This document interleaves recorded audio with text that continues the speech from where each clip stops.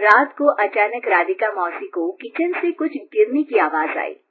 उन्होंने बाहर निकल के देखा तो किचन में उन्हें कोई सफेद साड़ी में दिखा। वो चीख पड़ी, हे भगवान, आलतू जलालतू आई बला को टालतू, आलतू जलालतू आई बला को टालतू। राधिका मौसी को चीखते सुनकर श्रवण बाहर आता है भागते हुए। अरे माँ, क्या हुआ? क्या देख लिया? दादी माँ आ गई क्या सपने में?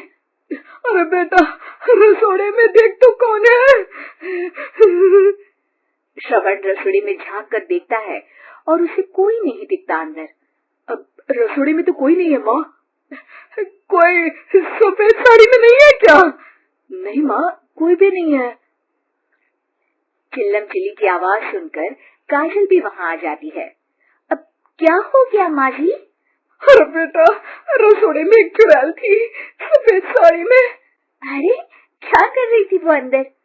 अरे बताया नहीं, कल आएगी ना तो पूछ लूंगी। चुड़ैल जी, आपका क्या प्लान है? माँ जी, रात बहुत हो गई है, आपने कोई बुरा सपना देखा होगा, चलिए सो जाइए। राधिका मौसी सोने तो चली जाती है पर उनको रात भर नींद ही नहीं आती। वो कुछ भी उलझुल बातें सोचने लगती है। कहीं चुड़ैल की वजह से तो घर में टेंशन नहीं हो रहा, कहीं उसी की वजह से तो वो दादी नहीं बन पा रही। सुबह जब राधिका मौसी रसोड़े में छानबीन करती है तो पाती है कि नींबू का अचार गायब है। चुड़ैल नींबू का अचार ले गई, मुझे तो ठीक नहीं लग रहा कुछ। चुड़ैल को भी पता है कि जिंदगी का असली मजा तो खट्टे में ही है। राधिका मौसी झट से श्रवण को फोन कर देती है। बेटा, मुझे समस्या समझ में आ गई है, हमें एक तांत्रिक की जरूरत है। अरे क्या बोल रही हो माँ, तांत्रिक की क्या जरूरत है? आप पूजा पाठ तो कर ही रही हो ना। आलतू जलालतू मंत्र सारे फालतू जैसे कुछ मंत्र पढ़ो, चली जाएगी अपने आप चुड़ैल। अरे नहीं बेटा, कभी चुड़ैल को कम नहीं समझते। अरे तुझे पता भी नहीं चलेगा कि कभी वो छल करके काजल की जगह घर की बहू खुद बन जाएगी। क्या माँ, कुछ भी बोल रही हो? कहाँ काजल और कहाँ चुड़ैल? वैसे एक बात बताओ, काजल को अगर गाने के लिए बोल देना तो चुड़ैल काजल की आवाज सुनकर घर तो क्या, धरती लोग छोड़कर चली जाएगी। तुम ना पढ़े लिखे बच्चे हर चीज को मजाक समझते हो। तुम रहने दो, मैं खुद ही तांत्रिक को बुला लेती हूँ।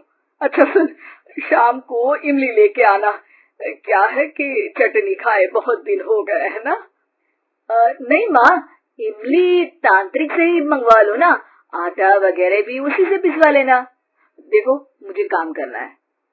श्रवण रात को कई तरह की सब्जियों के साथ माँ के कहने पे चटनी के लिए इमली भी ले आया था, लेकिन राधिका मौसी के दिमाग में अलग ही फिल्म चल रही थी। उन्हें अब सिर्फ शक ही नहीं यकीन होने लगा था कि शायद चुड़ैल ने श्रवण पर अपना जाल बिछा दिया था, जिस वजह से श्रवण उनकी बात ही नहीं मान रहा था। पर कोई नहीं, आने वाली रात में राधिका मौसी खुद तैयार हो गई चुड़ैल को पकड़ने के लिए। रुद्राक्ष की माला, तुलसी का पत्ता, हनुमान चालीसा सब हाथ के पास ही था, बस चुड़ैल का इंतजार था। और जैसा राधिका मौसी ने सोचा था वैसा ही हुआ। वो चुड़ैल उस रात भी आई, पर वो राधिका मौसी से तेज निकली और राधिका मौसी के उससे पकड़ने के पहले ही वो भाग खड़ी हुई। जरूर बहू पैसा आया है उस चुड़ैल का, तभी तो श्रवण के कमरे में गई है। और अगली सुबह राधिका मौसी पिछली रात हुए हमले में किन चीजों का नुकसान हुआ उसका हिसाब लगा रही थी। उनके खेमे से एक आम के अचार की शीशी भी गायब हो चुकी थी और वो इमली भी जो कल श्रवण लेकर आया था। राधिका मौसी इस बारे में सोच ही रही थी कि श्रवण जल्दी से रसोड़े में आकर दवाइयों की पोटली ढूंढने लगता है। अरे बेटा, क्या हो गया? अब माँ, वो काजल की तबीयत खराब है, बहुत घबराहट हो रही है उसे। हे भगवान, मैंने पहले ही कहा था कि तांत्रिक को बुला लेते हैं, पर नहीं। अब देखो, उस चुड़ैल ने काजल को अपने वश में करना शुरू भी कर दिया है। हालांकि श्रवण भूतों में विश्वास नहीं करता था, पर अब वो भी डर जाता है और राजी हो जाता है एक तांत्रिक को बुलाने के लिए। कुछ ही घंटों में तांत्रिक आ जाते हैं और राधिका मौसी तांत्रिक जी को सब बता देती है। घोर संकट, घनघोर संकट, चुड़ैल को मारू जोर चाकट, ओम भट स्वाहा खटखा के आहा। अरे ये क्या मंत्र है? मेरे खुद के ओरिजिनल मंत्र है, कल रात को ही लिखे है, अच्छे लगे तो दाद चाहूंगा। एक और मंत्र सुनो, अर्ज किया है आब्राकडाब्रा, दिल्ली बम्बई आगरा, चंदा मामा सोवरले सुरन मामू जारा। ये मंत्र है? अरे कोई 40 वालीसा पढ़ो ना। वक्त कम है, 40 नहीं पड़ेंगे, 20-25 में काम चलाना पड़ेगा।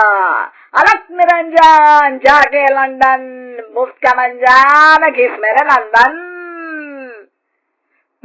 अरे जल्दी करो तांत्रिक जी, जल्दी करो। तांत्रिक अपने उल झलूल मंत्र पढ़ने लगता है। श्रवण को तांत्रिक पे शक होता है। वो अपने एक डॉक्टर दोस्त को कॉल कर देता है ताकि कोई अनहोनी हो तो इमरजेंसी में चीजें मैनेज हो जाए। तांत्रिक धुनी रमाता है, जिसकी वजह से कमरे में काफी धुआं हो जाता है और जिसकी वजह से बहू की घबराहट बढ़ जाती है। अब भागेगी चुड़ैल। हाँ। बहू खांसते हुए धुएं से बचने के लिए बाहर चली जाती है। अरे भाग रही है, भाग रही है। पीछे पीछे श्रवण भी जाता है। बहू एक सोफे पर बैठ जाती है। तभी डॉक्टर दोस्त आ जाते हैं और श्रवण को पानी लाने के लिए कहते हैं। थोड़े चेकअप के बाद डॉक्टर कहते हैं, मेरे हिसाब से जाप का काम पूरा हो गया है। क्या मतलब? अरे कुछ भी नहीं माँ, कोई चुड़ैल नहीं है, खुशखबरी है, अब दादी बनने वाली है। मगर वो सब अचार के डब्बे। श्रवण दोनों अचार के डब्बे अपनी माँ को दिखाता है, जो कि उनके बिस्तर के नीचे छुपे हुए थे। आपने सही बोला था माँ, वो चुड़ैल काजल ही थी जो खट्टा खा रही थी। हमें कल ही पता चला, पर हमने आपको ये तांत्रिक वाला काम करने दिया ताकि आपको भरोसा हो जाए कि भूत वगैरह कुछ होता ही नहीं। अच्छा अच्छा, ये तो बड़ी खुशी की बात है, पर बेटा मुझे एक झाड़ू तो ला दे। क्यों माँ? ये तांत्रिक का भूत उतारती हूँ मैं। अब तांत्रिक राधा मौसी के डर से घर से भाग निकलता है और राधा मौसी उसके पीछे भागती है।